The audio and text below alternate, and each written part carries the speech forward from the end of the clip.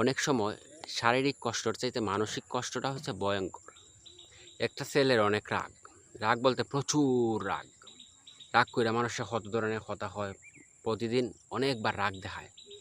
তার বাপে রাগ কন্ট্রোল করতে পারে না, রাগ কন্ট্রোল করতে পারে না একবার বুদ্ধি হইরা হইছে যে তার ফুলারে হইছে আর কি, যে যতবার রাগ করব অতবার একটা হইরা লোয়া বাগানে খাটের বেড়ার মধ্যে গাড়ব।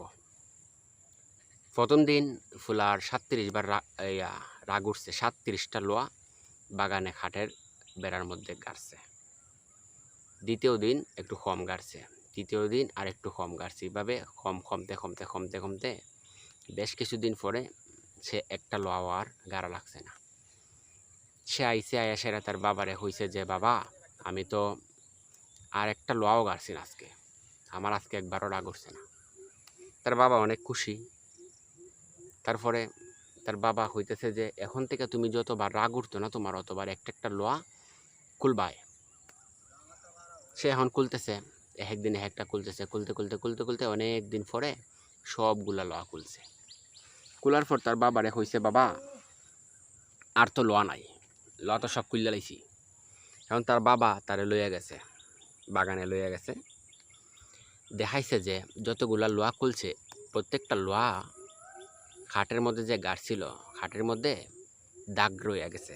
লোয়া যে গাড়ছে লোয়ার দাগটা রইয়া গেছে। হইতেছে বাবা দেখো, তুমি যে লোয়াগুলা গাড়ছো ওই লোয়াগুলার কিন্তু দাগ এখনো আছে, লোয়া কিন্তু এই দাগ কিন্তু মুছছে না, আর এটা তো সহজে মুছতো না।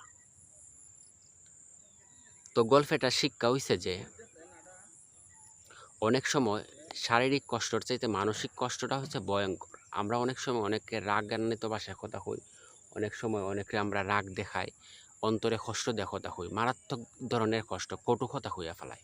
একজন একটা দোষ করছে, দোষটা তো আমরা ধরলাম, ধরার পাশাপাশি দেখা যায় আমরা অনেক ধরনের কথা কই, অনেক অপ্রাসঙ্গিক কথাগুলো আমরা টাইনে আনি, আনার পর মানুষের বিভিন্ন ধরনের মানুষ কথাবার্তা হয়, যার ফলে মানুষেরা এই ধরনের অন্তরে আঘাত লাগে, যার ফলে ওই